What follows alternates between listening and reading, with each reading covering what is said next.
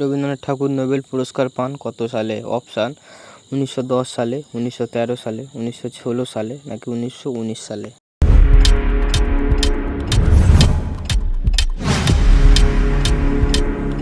উত্তরটি হলো 1913 সালে। হ্যাঁ বন্ধুরা, রবীন্দ্রনাথ ঠাকুর নোবেল পুরস্কার পান 1913 সালে। পরবর্তী কোশ্চেনটি হলো মহাত্মা গান্ধীর জ্যেষ্ঠ পুত্র নাম কি ছিল? অপশান হরিলাল, মদনলাল, জওহরলাল নাকি আদিলাল?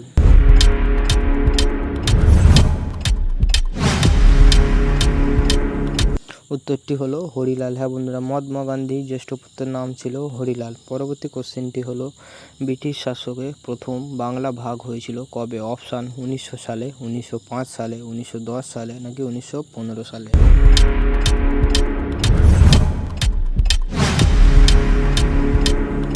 উত্তরটি হলো 1905 সালে। হ্যাঁ বন্ধুরা, ব্রিটিশ শাসকে প্রথম বাংলা ভাগ হয়েছিল 1905 সালে। পরবর্তী কোশ্চেনটি হলো নৌকাডুবি পুস্তিকাটি রচনা করেন কে? অপশান বঙ্কিমচন্দ্র চট্টোপাধ্যায়, ঈশ্বরচন্দ্র বিদ্যাসাগর, মনমোহন সিং নাকি রবীন্দ্রনাথ ঠাকুর?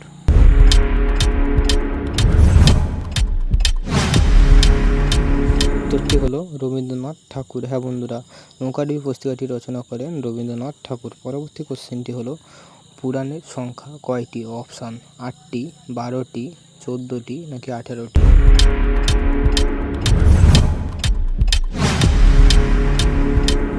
উত্তরটি হলো 18টি। হ্যাঁ বন্ধুরা, পুরকের সংখ্যা হলো 18টি।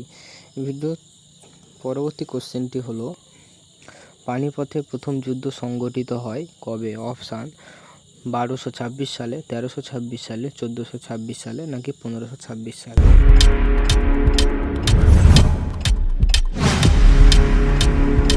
উত্তরটি হলো 1526 সালে। হ্যাঁ বন্ধুরা, পানিপথে প্রথম যুদ্ধ সংগঠিত হয় 1526 সালে।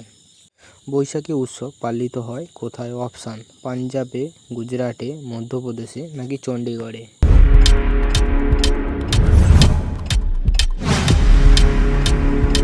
উত্তরটি হলো পাঞ্জাবে। হ্যাঁ বন্ধুরা, বৈশাখী উৎসব পালিত হয় পাঞ্জাবে।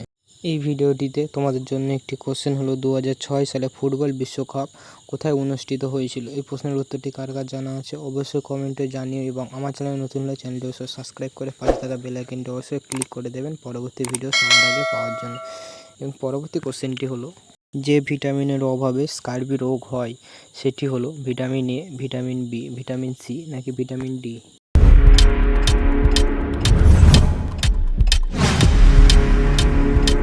উত্তরটি হলো ভিটামিন সি। হ্যাঁ বন্ধুরা, ভিটামিন সি এর অভাবে স্কার্বি রোগ হয়।